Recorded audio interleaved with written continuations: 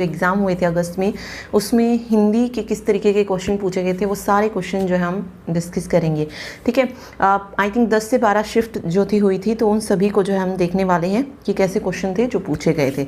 देखिए first question है, वाक्यांश के लिए एक शब्द बताना था, धन से संबंध रखने वाले को क्या बोला जाता है? तो राइट आंसर हो जाएगा आर्थिक। ठीक है, अगला देखिए, उन्होंने डैश रहने के लिए कहा था और तुम चलते बने। उन्होंने उसको रहने के लिए, मुझे रहने के लिए, उसने रहने के लिए, तुम्हें, तो क्या हो जाएगा? उन्होंने तुम्हें रहने के लिए कहा था और तुम चलते बने। अगला है, सही तत्सम और तद्भव ज्ञात करना है। तत्सम कौन से होते हैं? जो संस्कृत के शब्द होते हैं, और तद्भव कौन से होते हैं? जो हिंदी में बोले जाते हैं। तो यहाँ पर जो है वही बताना था जो सही लिखा है। तो कुंची का कुंजी जो है ये जो है यहाँ पे सही हो जाएगा। यहाँ पे देखिए, पहले तत्सम यानी कि पहले संस्कृत का शब्द बताना था, तो संस्कृत में अर्ध होता है और हिंदी में आधा होता है, तो यहाँ पे अर्ध आधा होना था। ठीक है, तो इसीलिए ये गलत है यहाँ पे, तो बी ऑप्शन यहाँ पे करेक्ट हो जाएगा। अगला है, देखिए वाक्य का पक्ष पूछा गया है, और ये हर एक शिफ्ट में देखने को मिल रहा है कि वाक्य का पक्ष ज्ञात करना होता है, जिसमें तुम मंदिर जाओ, ये किस तरीके का है? नित्य पक्ष है, निश्चार्थक है, सात्यत्य बोधक है या आज्ञार्थक है? तुम मंदिर जाओ कैसा हो जाएगा? आज्ञार्थक पक्ष जो है इसमें हो जाएगा। ठीक है, अगला देखिए, दिए गए वाक्य का काल ज्ञात कीजिए। अब यहाँ पे काल ज्ञात करना है कि वाक्य किस काल में है। मैं कल फिल्म देखने गया था, इसमें क्या हो जाएगा? सामान्य भूतकाल हो जाएगा, तो सामान्य भूत यहाँ पे सही हो जाएगा। ठीक है, इसके सारे टाइप आप पढ़ के जाइएगा। पूर्ण भूत क्या होता है, आसन भूत क्या होता है, और बाकी जैसे हेतु जो वर्तमान काल होता है उसके जो भेद होते हैं वो सारे पढ़ के जाइएगा। भविष्य काल के पढ़ के जाइएगा, क्योंकि वहाँ पे कुछ भी वो पूछ सकते हैं काल से रिलेटेड। ठीक, चलिए अगला देखिए, निम्नलिखित में से कौन सा शब्द है जो देशज है? देशज कौन से होते हैं? जो देशी भाषा के शब्द होते हैं उनको देशज बोला जाता है।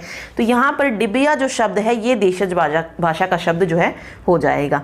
ठीक है, अगला देखिए, आशीष, राजा, राहुल, शुक्ल और वैभव अपने कार्यों में संलग्न हैं।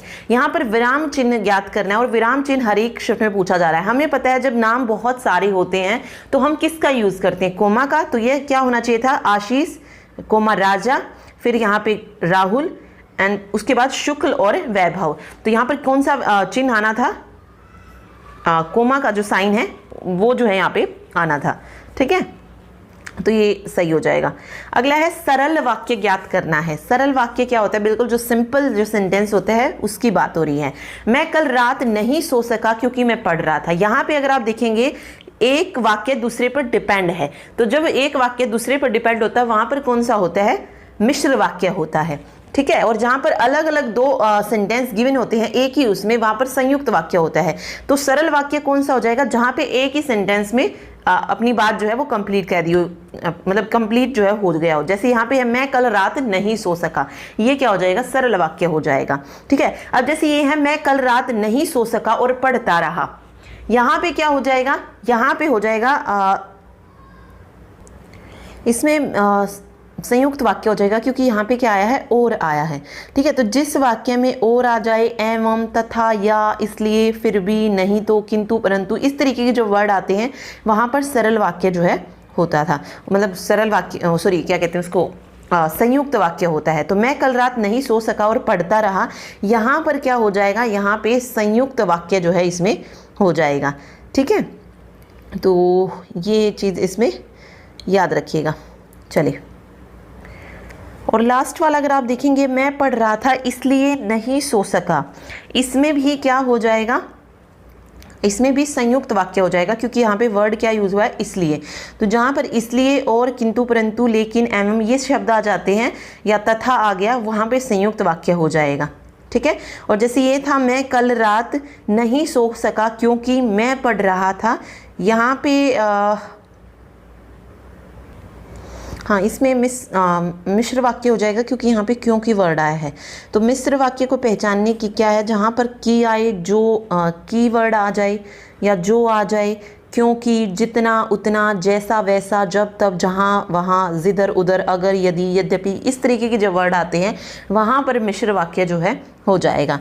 ठीक है, तो इस वाक्य में आप क्या कह सकते हैं, मिश्र वाक्य में जिस वाक्य में सरल वाक्य के साथ साथ कोई दूसरा उपवाक्य भी होता है वो मिश्र वाक्य होते हैं। जैसे हमने पढ़ा ना, मैं कल रात नहीं सो सका, ये क्या है, सरल वाक्य है।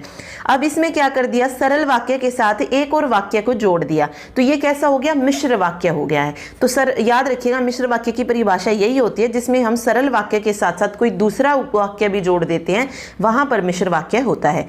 ठीक है, तो इसीलिए बी ऑप्शन यहाँ पे करेक्ट हो जाएगा। अगला देखिए, समाष्टि का विलोम शब्द पूछा है तो क्या हो जाएगा, व्यष्टि हो जाएगा यहाँ पे। नेक्स्ट पूछा गया था, देखिए विराम चिन्ह ज्ञात करना है। यहाँ पे विवाह संबंध में ऊंच नीच देखना पड़ता है, तो यहाँ पर कौन सा चिन्ह आएगा ये बताना है। तो राइट आंसर हो जाएगा योजक चिन्ह। ठीक है, कौन सा आ जाएगा, योजक चिन्ह। जैसे यहाँ पे अगर आप देखेंगे ऊंच नीच के बीच में कौन सा चिन्ह आएगा, योजक चिन्ह जो है यहाँ पे हो जाएगा। कौन सा होता है योजक चिन्ह, इस तरीके से ये वाला। ठीक है, तो इनके बीच में हम लगाते हैं ना, जैसे सुख दुख हो गया, दिन रात हो गया, इनके बीच में क्या लगता है, योजक चिन्ह लगता है, तो इसीलिए यहाँ पे योजक चिन्ह जो है करेक्ट हो जाएगा। ठीक, चलिए अगला देखिए, दिए गए शब्दों में शुद्ध वर्तनी का शब्द बताना है कि निरीक्षण को किस तरीके से लिखा जाता है। ठीक है, तो यहाँ पर डी ऑप्शन जो है सही हो जाएगा। न के आगे जो है छोटी ई आएगी, फिर र के पीछे बड़ी ई, तो निरीक्षण जो है कुछ इस तरीके से लिखा जाता है। अगला है, 4 विकल्पों में से बताना है सही कौन सा होगा। और का और हो जाना, यहाँ पे मुहावरा या लोकोक्ति दी है, और का और हो जाना का अर्थ क्या होगा, पूर्णतः बदल जाना। ठीक है, शुद्ध वाक्य देखिए, उसने शर्म से अपना सिर नीचा कर दिया, नीचा कर दिया नहीं, कर लिया हो सकता है यहाँ पे। शर्म की वजह से उसने अपना सिर नीचा कर लिया, इस तरीके से होना चाहिए था, अपने सिर को नीचा कर लिया, ऐसा नहीं होगा। शर्म से उसने अपने सिर को नीचा कर लिया, अपने सिर को नहीं, उसने अपना सिर नीचे कर लिया, ये हो सकता है ना। तो शर्म से उसने अपना सिर नीचा कर लिया, ये सही है। ठीक है,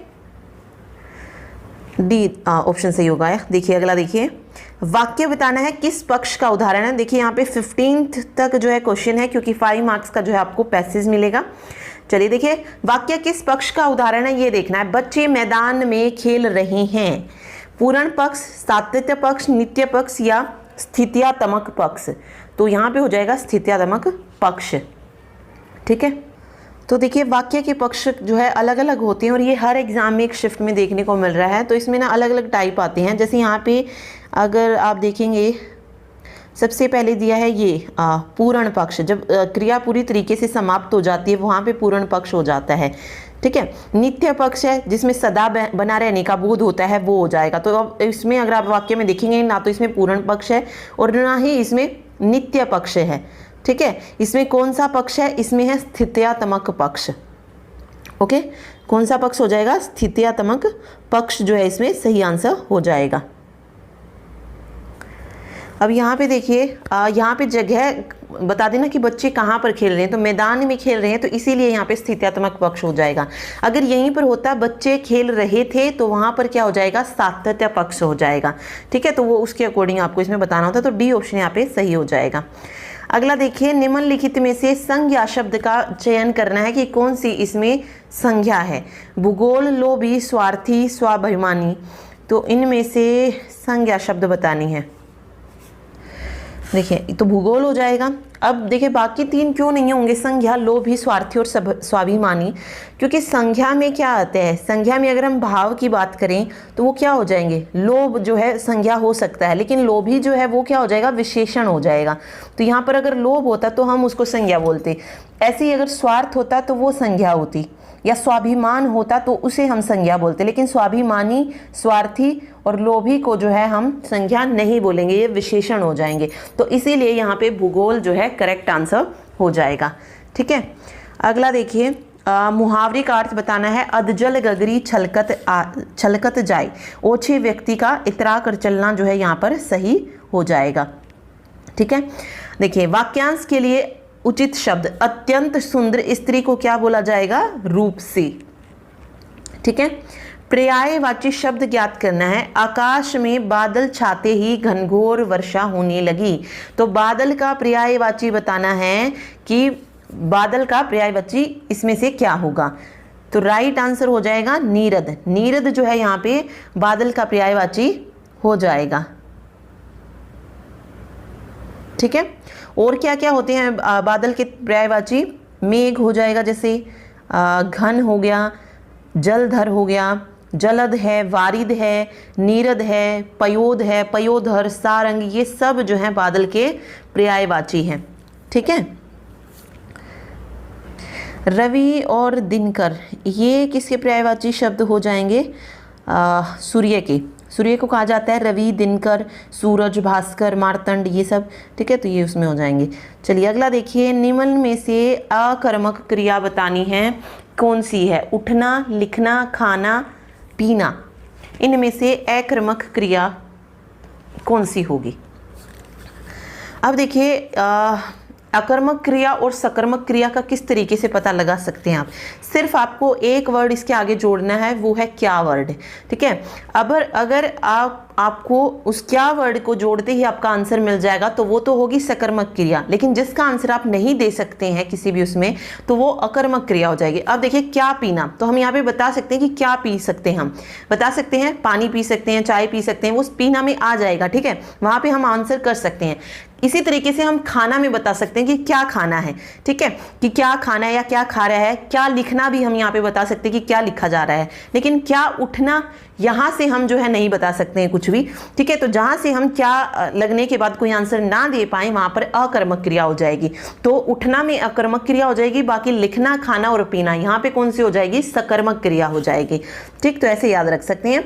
चलिए मिश्र वाक्य ज्ञात करना। अब इसमें से हाँ, जैसे ही बस से उतरे रिक्शे वाले दौड़ पड़े। हमारे बस से उतरते ही रिक्शे वाले दौड़ पड़े, हम बस से उतरे और रिक्शे वाले दौड़ पड़े, हम बस से उतरे इसलिए रिक्शे वाले दौड़ पड़े। देखिए लास्ट वाला है और इसलिए, इनमें तो क्या हो जाएगा? संयुक्त वाक्य आ जाएगा। ठीक है, अब दो बचे हमारे पास, जैसे ही बस से उतरे रिक्शे वाले दौड़ पड़े या हमारे बस से उतरते ही रिक्शे वाले दौड़ पड़े। इनमें से देखिए कौन सा हो जाएगा?